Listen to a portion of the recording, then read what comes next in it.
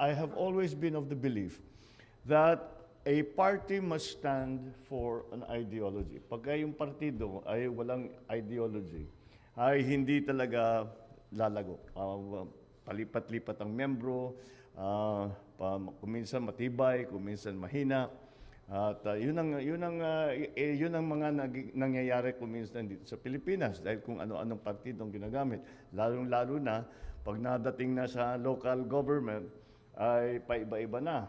Kaya kailangan there has to be a central tenet, a central principle to what we are doing. And that is, we are talking here about the federalism.